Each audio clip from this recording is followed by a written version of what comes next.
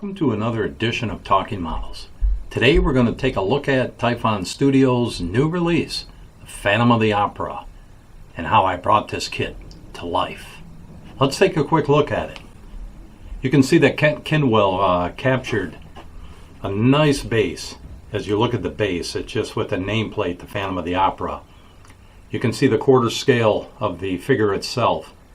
You can see the shocked look that he had with the mouth open wide. The eyes are blown up and extended. We'll take a look at the side of it here. You can see that he captured the side, the hair that's draping over, and a little bit of the hair on the back of the head. The back is pretty simple. You see the names carved in the back here on the figure, Kidwell, and everything just blends nicely. And we'll turn it to the other side, and you can see the same thing. A lot of detail in the figure itself, the tie, the shirt, the face, everything is there. Well, let's talk a little bit today what I did to bring this beautiful kit to life. Okay, let's begin. The figure and the base were primed with Stylorez black. That's my starting point. With that black, it enables me to build up my colors while giving me a deep starting point with deep shadows. After that, I base coated the base once again with Freakflex Body Bag Black. That just gives me even more of a deeper color over the primer. I come back in with that Stylorez black, and it just gives me a beautiful starting point on the base. So once I had that done, what I did is I pulled out some Delta Cream Coat Mudstone, and I simply dry brushed the base. You want to make sure you kind of hit it good. I mean, there's a lot of texture in this sculpt, so just kind of put your brush in the mudstone, wipe most of it off on a paper towel, and just start dry brushing. Go around it evenly. Get the front, get both sides, and of course you want to get the back. And once you get all that covered, you'll see that it already starts to come to life, if you will. So once I had that done, I wanted something different for the nameplate area itself, so I brought out some Freakflex Hammer Horror Red Dry, and I simply airbrushed that on the nameplate area itself. Over the black, it kind of gives that a real nice red look to it, just something really special.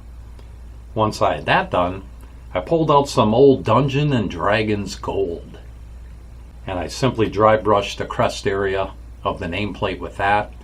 And I like the contrast I had going between the red and that gold.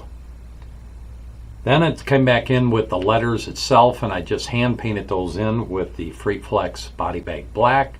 Just want to get that area covered to prepare you for the next step. So I decided to pull out some Freakflex Poisonous Plague Yellow, and I hand painted in the letters on the nameplate with that yellow. And it gave me a nice contrast from the Poisonous Plague Yellow to the red to the gold on the crest.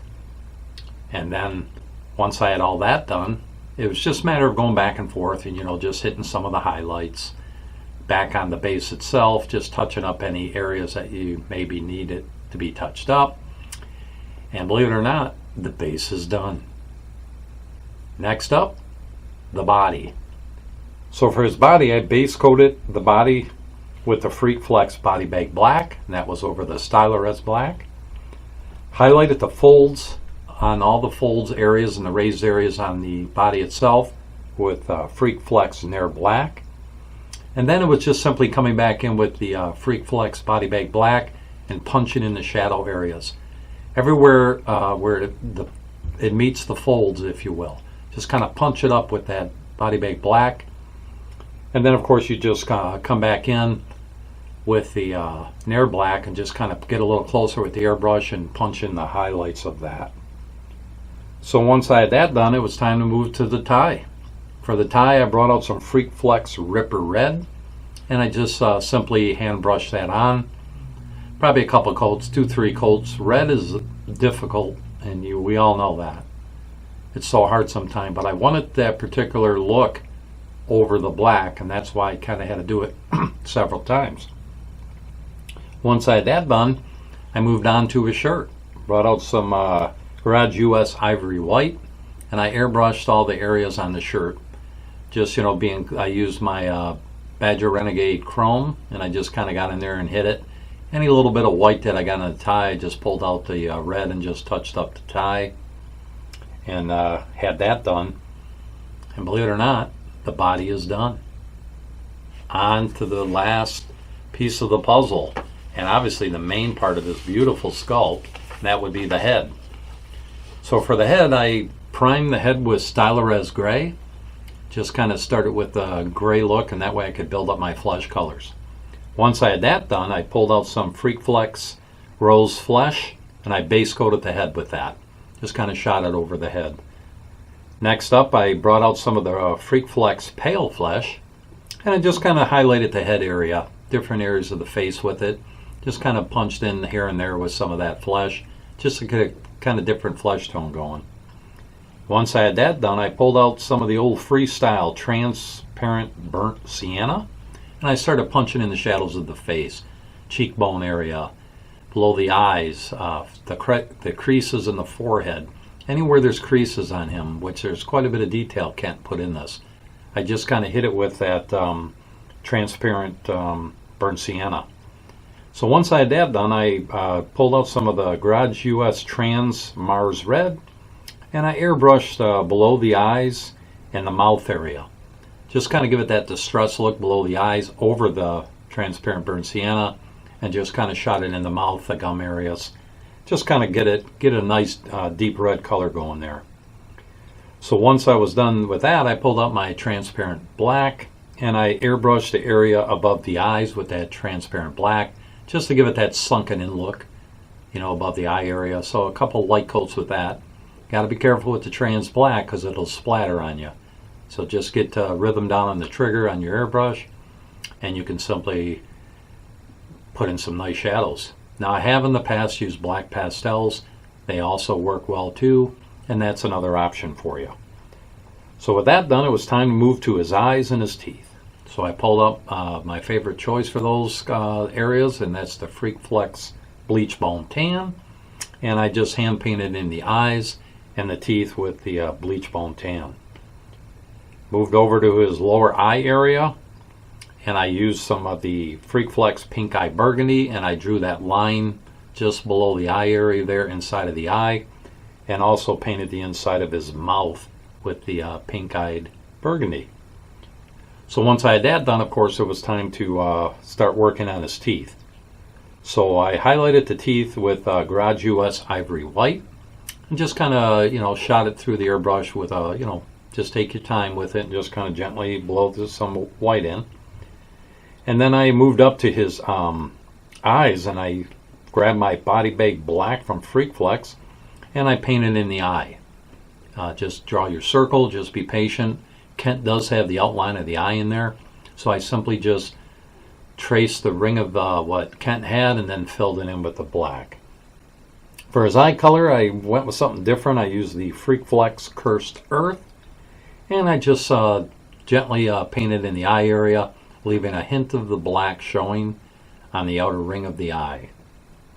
And once I had that done, it was just time to put the pupils in. So I grabbed the Body Bag Black again and just kind of went in the center of the eye and just kind of did a small circular motions. The pupil was done. Then I moved up to his hair. His hair, I pulled out some Delta Cream Coat Hippo Gray, and I just simply started dry brushing. A lot of detail in the hair.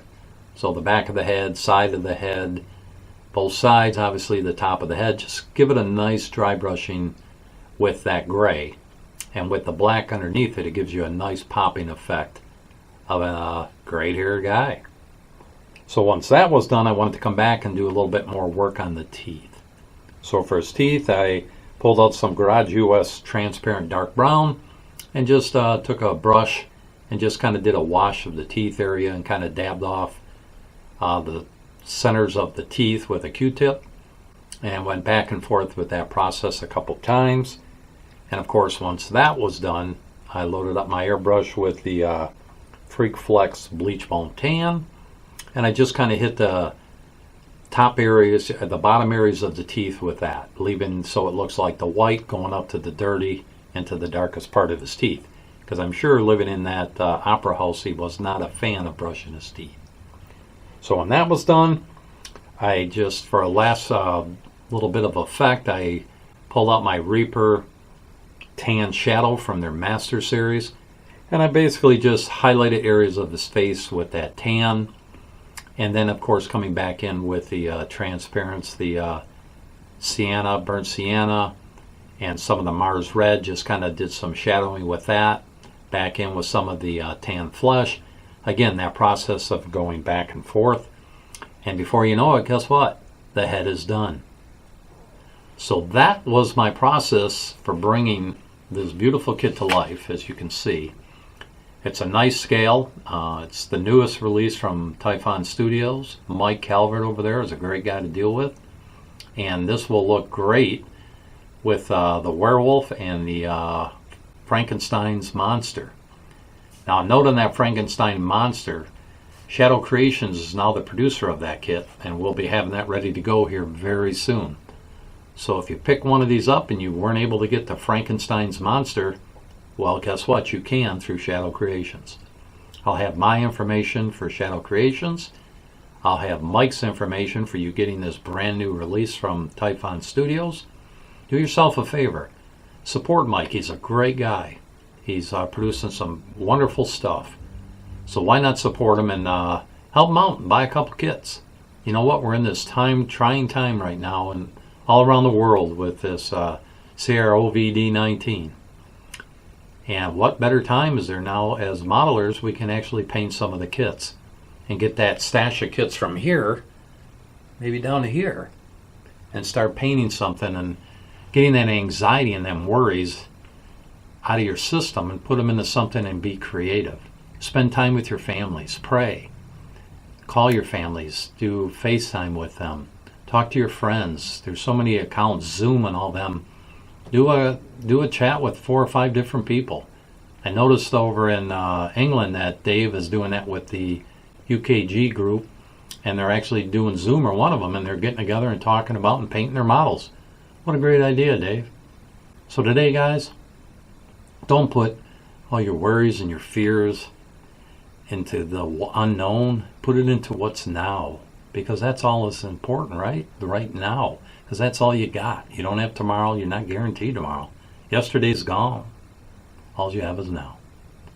So thanks today for stopping in to Talking Models for this episode on Typhon Studios' new release, Phantom of the Opera. And if you haven't subscribed, just hit that button and subscribe to this channel. I'd greatly appreciate it.